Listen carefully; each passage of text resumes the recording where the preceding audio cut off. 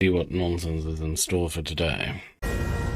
Fox News alert, the full transcript of Biden's former business partner, Devon Archer's, just been released. And it confirms everything that Joe Biden and the media have been lying to you about.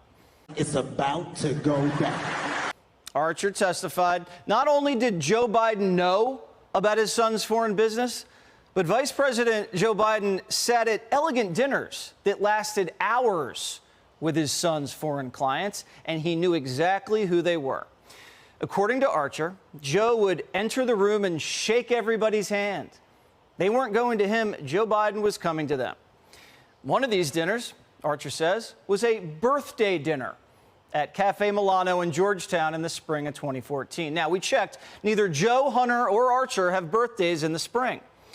So why was the vice president attending one of his son's dirty foreign clients' birthday dinners? Why? Well, according to Archer, the guest list for the birthday dinner included Russian billionaires, friends of Putin, a Burisma executive, and a Kazakhstani businessman. One of them was a billionaire. And here's a picture of Joe Biden from the birthday dinner. The guy on the right of the picture is a former Kazakhstani intel chief who was charged with treason and sent to prison for 18 years. I wonder what Biden talked to him about. Probably just the weather.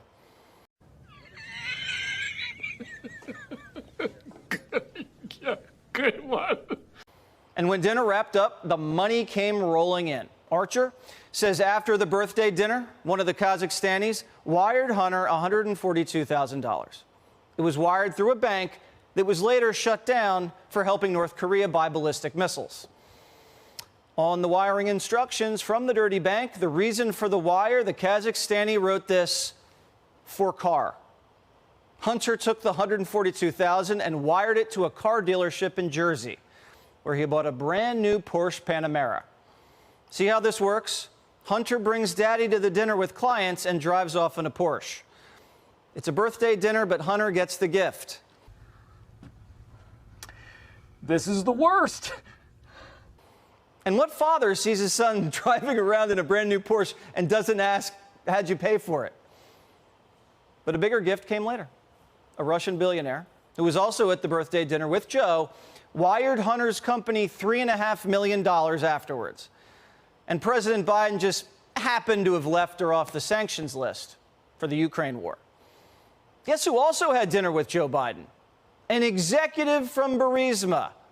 You know, the energy company from Ukraine that paid Hunter millions of bucks. A company under investigation for corruption. A company Joe Biden said he had nothing to do with. Well, when Burisma was getting investigated by this Ukrainian prosecutor, Archer says they asked Hunter, can D.C. help? And Archer says Hunter called his dad. What? Even though he knew it would set off some serious alarm bells for influence peddling. Archer went on to say Burisma would have gone out of business if it hadn't had the brand attached to it. And then he said the brand is Joe Biden. Archer says the Biden brand made people feel intimidated to mess with them legally. So a corrupt Ukrainian company was paying Hunter Biden millions of dollars so his father, the VP, could provide legal protection. That's what Trump got impeached for asking about. That right there. And now we know from the eyewitness insider testimony it's all true. And after reading the transcript, this whole excuse from Democrats like Goldman saying Joe was discussing the weather with clients was actually a joke. That just makes no fucking sense. I mean, it's just bullshit. Archer said, well, not necessarily the weather, you know. It's quite obvious what we're talking about. So even the Democrats' lame cover stories are falling apart.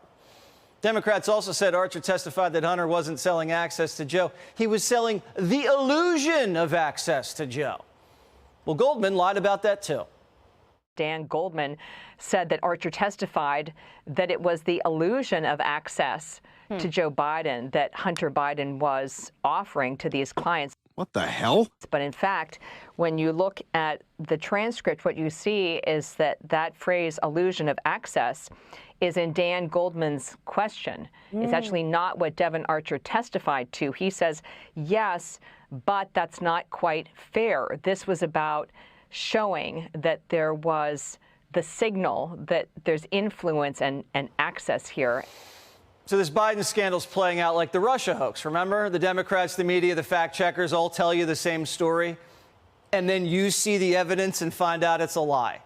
This is a big psyop they're running on us all over again. An innocent man is being locked up so a corrupt politician can remain in power. Because Archer's testimony makes Joe Biden a co-conspirator in his son's bribery scheme. Joe Biden was having dinners, on phone calls, firing prosecutors, and doing favors. That makes him an accessory to an illegal foreign lobbying racket. Joe knows this. He knows it's dicey. He hinted at it in a letter he wrote to Archer about 12 years ago. Joe Biden thanked Archer for being in business with his son. Quote, "Happy you guys are together." Like, what? What? What was the real reason Biden was so happy? Well, because it was at this very moment when Hunter and Archer made a leap from lobbying into private equity. Hunter, the lobbying was risky. It exposed Joe. But in private equity, you don't get paid direct fees for services. Instead, clients become your investors, meaning Hunter's clients were investors in the Biden Access Program.